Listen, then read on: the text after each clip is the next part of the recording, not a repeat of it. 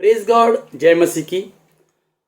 आज का जो भक्तिपूर्ण संदेश है वो यूहन्ना की पत्री पहला अध्याय और वचन पहला, दूसरा और तीसरे के ऊपर है। वैसे चारों सुसमाचार जो है वो यीशु मसीह की शिक्षा और उसके कार्य के बारे में बताते हैं, मगर यूहन्ना जो है वो चाहता है कि हम यीशु मसीह के सुसमाचार को उसके इस दृष्टिकोण से देखें कि प्रभु यीशु मसीह ही परमेश्वर है। आमीन। अब हम वचन की ओर जाते हैं। यूहन्ना का सुसमाचार पहला अध्याय वचन पहला।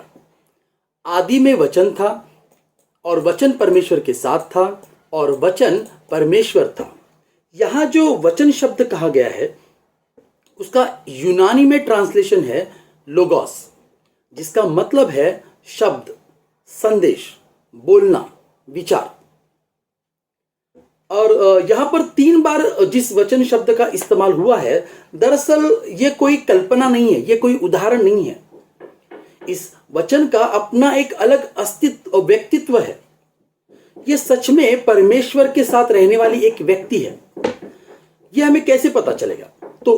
तो इसी अध्याय के थोड़ा आगे यानी कि 14, 15, 16, 17, 18 ये अगर वचन हम पढ़ेंगे तो हमें इस बात का पता चलता है।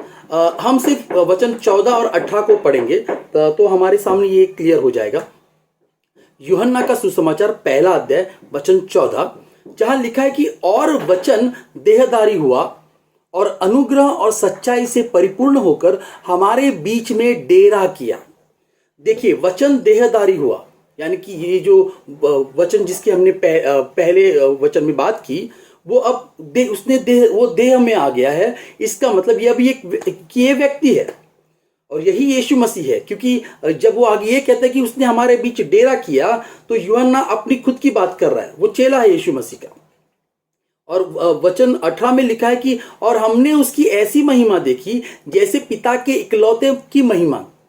और हम ये भी जानते हैं कि प्रभु यीशु मसीह जो है वो पिता का, परमेश्वर का पुत्र है। आमीन। तो अब हमारे सामने ये क्लियर हो चुका है कि जो वचन, जो शब्द है वो प्रभु यीशु मसीह है। अब हम क्या करते हैं, उसी वचन को वचन के जगह पे यीशु मसीह रखकर पढ़ते तो हमको और ज्यादा क्लियर होगा। ठीक है। तो पहला यूहन्ना का सुसमाचार पहला अध्याय पहला वचन, आदि में यीशु था और यीशु परमेश्वर के साथ था और यीशु परमेश्वर था। आमीन। अब हमको देखिए कैसे क्लियरली पता चलता है। ठीक है। अब हम क्या करते हैं, इसी वचन को थोड़ा तोड़ कर इसे डिटेल में समझते हैं। तो आदि में यीशु था, यहां आदि का मतलब है आरंभ से पूर्व। तो मसीह का अस्तित्व जो है वो परमेश्वर के साथ आरंभ से है, शुरुआत से है।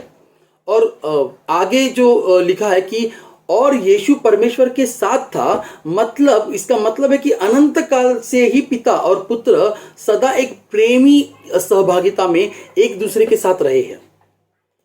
और तीसरा, और यीशु परमेश्वर था।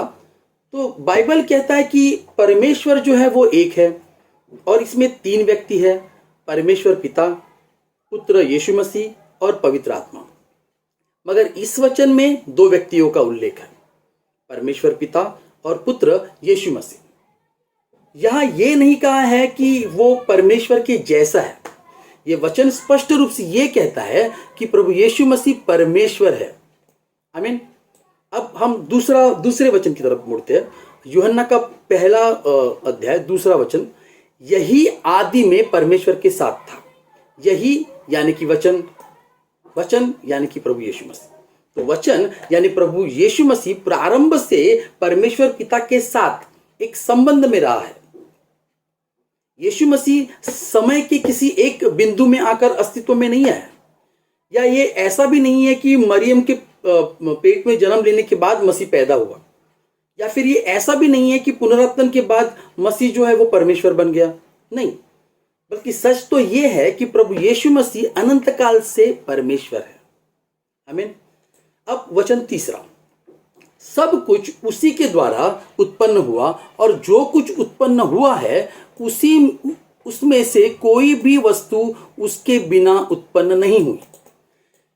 इस वचन में अब यूहन्ना यीशु मसीह के कार्य पर बल देता है। मसीह जो परमेश्वर है वो सब वस्तुओं का सृष्टिकर्ता भी है।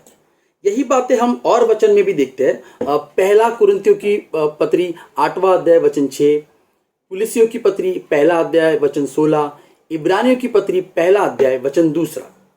तो सारी सृष्टि वचन के द्वारा यानी मसीह के द्वारा बनाई गई, जिसमें पिता और पवित्र आत्मा उनके साथ एक संबंध में है।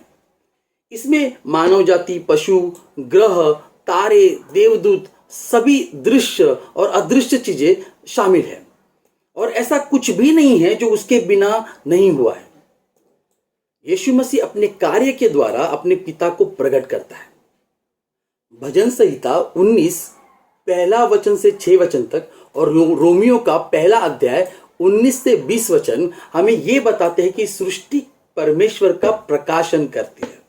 आमीन। तो ये तीनों वचन में आज हमने ये सीखा कि प्रभु यीशु मसीह जो है वो अनंत परमेश्वर है और अपने पिता की आज्ञा का पालन करके पिता को सारी दुनिया पर वो प्रकट करते हैं और उसने सृष्टि को रचकर परमेश्वर को प्रकट किया।